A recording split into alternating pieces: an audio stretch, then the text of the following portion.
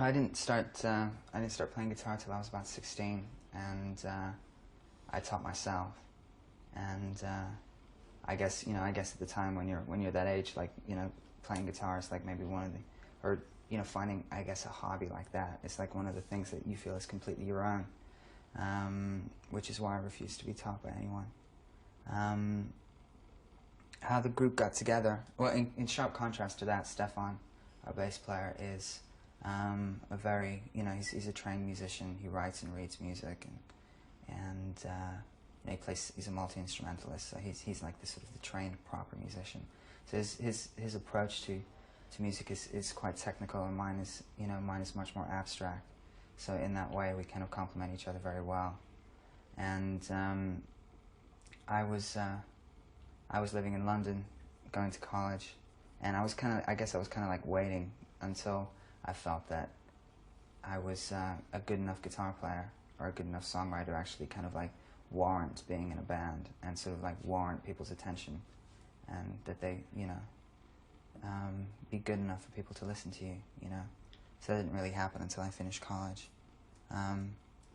So it wasn't until then that my focus completely changed into music. How we got together, I guess, is kind of a series of strange coincidences and happy accidents and weird sort of like international connections. I went to school in Luxembourg with our bass player Stefan, but we were kind of in different social groups. It was the American School of Luxembourg, so as you can imagine, it's a bit like sort of like a mini John Hughes movie or like Breakfast Club kind of thing. And people don't really kind of, so he was in the kind of like jock, basketball playing kind of like clique, and I guess I was more in the kind of like social outcast kind of like clique, and those things don't really mix, so we never spoke to each other. And we ran into each other again completely by accident in London. His parents moved to London when he moved back to Sweden to finish school, and he just had a guitar strapped to his back in this tube station. And it was very, very strange. So I was doing a gig that weekend and invited him down. It was just kind of like an acoustic kind of thing. And that's when he kind of like offered his services, as a bass player. But kind of, it started differently because until Robert joined the band, there was just the two of us playing around on a 4-track, like playing with toy instruments and crappy old keyboards and switching instruments a lot. Doing a thing that was kind of like more wall of soundy or kind of like art rock, I guess, instrumentals, and that kind of like experimental side is still very, very much prominent in our work. It usually ends up, the crazy instrumentals with toy instruments usually end up as B-sides. But there's still definitely that kind of that fascination with non-classical rock instruments. Trying to take things which don't necessarily belong to the realms of rock, and or punk for that matter, into that world. When Stefan was in Sweden finishing school, he played in a band with Robert. So when we were looking for a drummer, when we decided that we wanted to stop being just this kind of like 4-track based kind of weirdo thing and actually become a live band and start a punk band, Robert was just coincidentally moving to London to study music at the same school that Stefan had been at, so we kind of roped him in, and that was October '94, and that's kind of like where it all started. Well, I remember hearing Sonic Youth when I was 16 years old, and that completely changed changed my life and my attitude towards music. It kind of like opened up a whole group of sonic possibilities which I hadn't kind of knew existed before. And they also acted as a kind of trampoline to sort of like go back and discover what the actual bands that had influenced them. So that changed a lot. And I'd still kind of like quote them as a very, very heavy influence on the band. When I, vocally, I've been influenced very much by a lot of strong women or men who sing in quite a feminine way. When I first heard PJ Harvey's album Dry, it was kind of a revelation, because it was the first time that I'd heard something that was kind of like so bare or so honest, and something that carried like such an emotional weight. It was kind of like a window into her pain. And within that, it did shape it, because when I heard it, I thought this is the kind of music that I want to make. This is the kind of emotional intensity which I want to try and achieve. Another very kind of like emotional, strung out woman was Kristen Hirsch, and I was quite obsessed with the first Throwing Muses album, and for a long time I guess tried to imitate to a certain degree the way that she sang. She seems to take her voice to like a point where it has a tendency to break, and so I was trying to kind of like achieve those points as well. When I was at college, I was listening a lot to sort of Jane's Addiction and the Pixies. So you have like Black Francis, who possibly looks like the most unfeminine of men, singing quite a high-pitched yelp, and you know, Jane's Addiction's Perry Farrell is quite a strange, like pan kind of sexual figure, with a very intense, quite high voice. So I also sort of like adore Janis Joplin and Billie Holiday. It's like that kind of abandon that you kind of hear in their voices really, really touches me, and kind of the idea for me was to try and make music that kind of like tried to go to people's hearts, really. No, I didn't spend hours in my mother's bedroom trying on her underwear and stealing her makeup.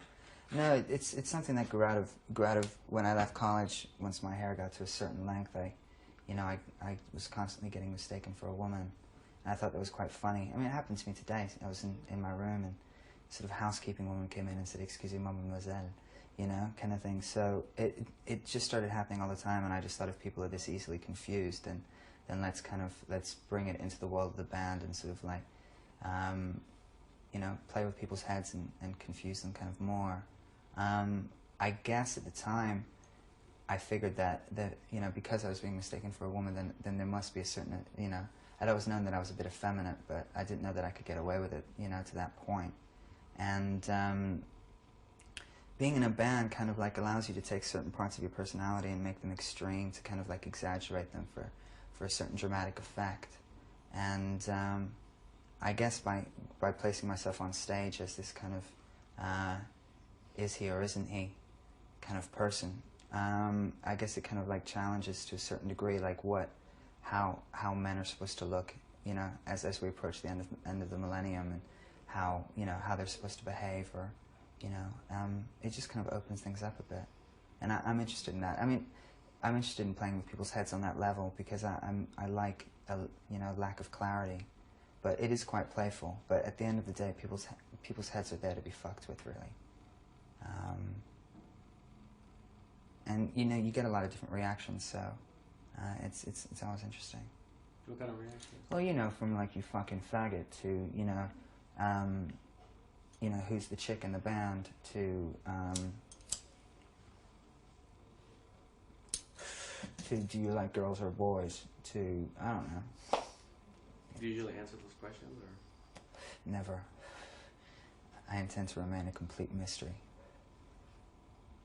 No, not really. I traveled around a lot when I was young, but pretty much stayed in the same place for a while.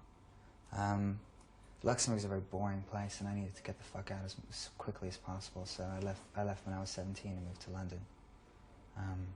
I've been there ever since.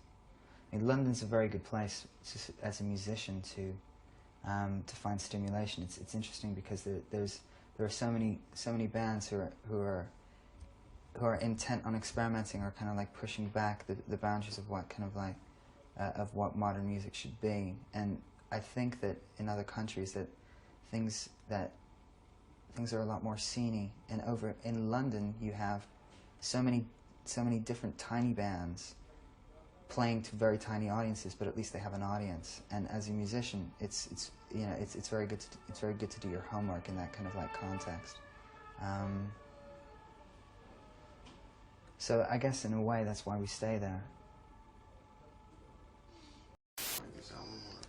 Yeah, we wanted to do something that was different from our live thing. When we play live, we want it to be a kind of very instant, quite basic, in your face, energetic, I guess quite sexual thing. And in the studio, it's much more contemplative.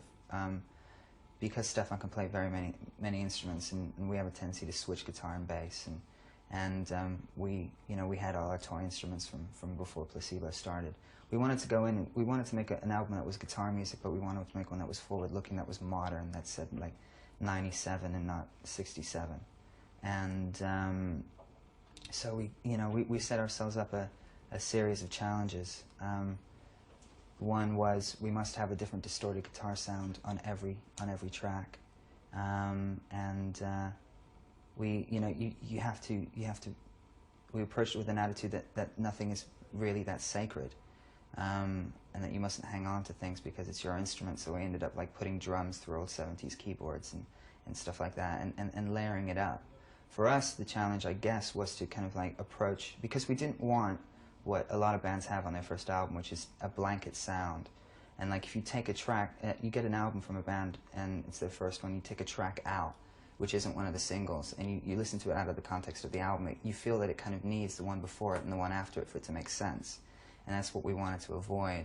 So we approached each song individually, sort of orchestration-wise, and I approached it with my style of singing individually.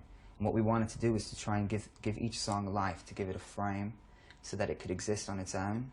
And so that, I guess what happened is that what you got is a selection of like 10 very, very strong songs, as opposed to just one sound. This is what the band sounds like. For us, it changes from song to song. And because, for me, those 10 songs are kind of like 10 different stories. And they each kind of needed to have a beginning and an end. And they each needed to be able to stand by themselves. Well, 36 Degrees works on body temperature metaphors. Body temperature is about 37.5, so the person in this song is, I guess, quite cold-blooded. What it kind of deals with is the state of being where somebody has had their heart broken or been hurt to the point where they find it incredibly difficult to trust people who want to get close to them. The chorus is, someone try to do me ache, someone try to cause me pain. So what happens in this song is that this person is so scared of trusting someone that when they get close, they have to push them away. And it's a basic problem which I think a lot of us have gone through, and I certainly have.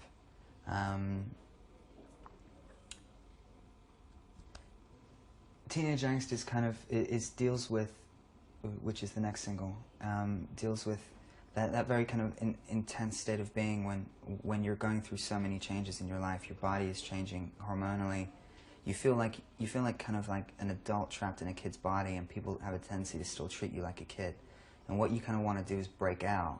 You spend most of your teenage years trying to break out and become an adult, and then what you do is when you become an adult, you kind of actually want to go back, but you want to go back with all the life lessons that you've learned and kind of do it better.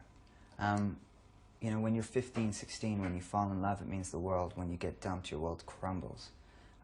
You have a tendency to kind of like to react to things with 100% heart, and as you get older, you kind of get a healthy balance between the head and the heart in order to kind of like stay sane.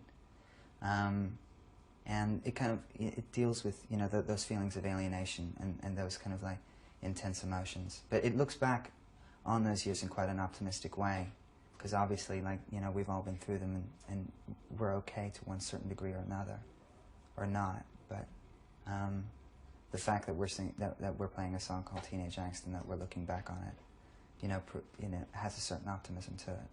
Do you fall in love easily? Not anymore. Not anymore. Why that? Huh? Why not? I don't know. I have no idea. It's been confusing me actually quite recently. No, we've done last gig we did in Paris was we supported Iggy, and we've done 2 small European tours with Bowie, and so I've only met Iggy for about 5 minutes, but I've hung out with Bowie quite a bit, and it's quite interesting to sit there with nail polish and makeup and have a chat about music, to David Bowie about things, because he, I guess he did it all like 20 years before. But when we kind of like, when we see each other, we just have a tendency to sit down and hang out and talk about music, really. At first, for the first 5 minutes, the first time you meet somebody like that, you think, oh my God, I'm talking to a living legend. But you know, that kind of wears off after a while, and you realize that, you know, he puts his trousers on the same way that you do, even if they are much more expensive than the ones you're wearing. You know, you know, with David Bowie, we've spoken about the music quite a bit, and I know that he's definitely a fan, and you know, that makes me happy, because, you know, when I was 15, you know, I had David Bowie albums, and now he's got mine. And he listens to it. I think he likes the kind of sexual ambiguity of the whole thing. I think he likes the honesty and the kind of vulnerability that exists within it. And he's kind of he's getting much more into electronic music like jungle, but he's also getting like more into stuff like 9 Inch Nails. He did that tour with 9 Inch Nails, so he likes kind of very, very brash guitars, but also really fucked up, like, you know, drum and bass beats. So, you know, perhaps he likes the instantness of kind of like the punk factor of us when we play live. You don't really function like a proper human being when you're on tour. One hotel room, you know, bleeds into the next, as does one interview bleeds into the next. It's kind of like moving around in a bit of a bubble, and as well, it's, you know, it kind of seems glamorous to other people, all this jet setting and stuff, but you don't actually have a lot of time to relax. You're either working or you're going somewhere else, which, you know, which gives you a real rootlessness, which can make you go a bit crazy sometimes. And so, you know, I can understand why people can get very, very unhealthy on tour, because it can get lonely, and it's quite relentless as well. And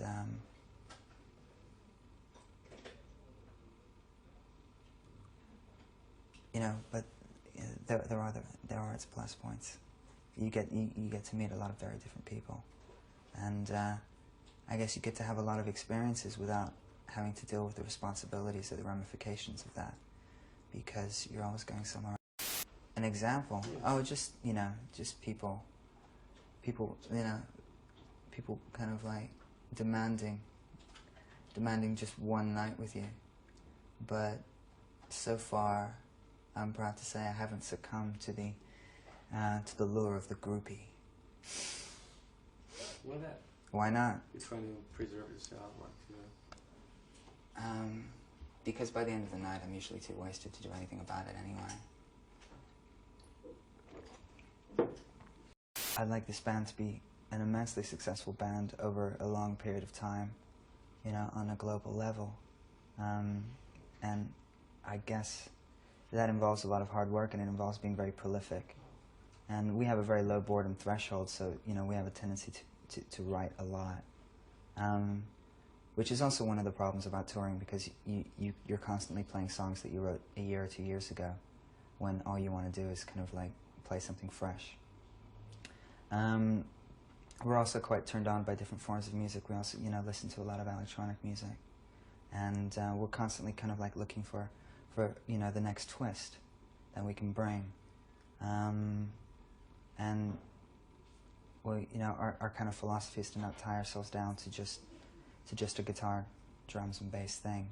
It's never that way with us in the studio. And, you know, we kind of, because of our kind of like experimental background, we kind of, you know, want to continue that and flesh it out. Take kind of like what's on the first album, kind of like take them and make them more extreme. Take the poppy moments, make them more extreme. Take the bleak moments, make them even bleaker. And just try and push it further. But we're in it for the long haul, and still want to be around making music in 10 years. And you know, I think it's a builder, so, you know, perhaps we just kind of laid the first foundation now. Like, Well, I have a degree, I have a university degree in sort of drama, and I've been sort of acting since I was 11. So that was always kind of like my first love. And sure, I'm waiting for the film offers to roll in. If Courtney can do it, I can do it. Oh, the people. I'd love to work with David Lynch. I'd love to work with Jim Jarmusch. I'd like to work in France as well, because I don't get a chance to speak French very often, so I'm losing it a bit. But I can speak it, so I'd like, growing up in kind of a francophone country, you see a lot of French films, and I grew up watching them, So yeah, I wouldn't mind coming over here to make some films. What I shot for clothes? Yeah. I just spent loads of money in San Francisco. I bought these pants in San Francisco. Bought this on Portobello Road in London. I bought these boots 5 years ago from an army shop in southeast London. Nail polish from Ken Market. I've just spent lots of money in the States buying clothes. You see, because I'm quite small, you can't get a decent pair of pants in England. So I have a tendency to sort of like shop at girls' shops. I don't think anything I'm wearing at the moment is designed for men, apart from the boots.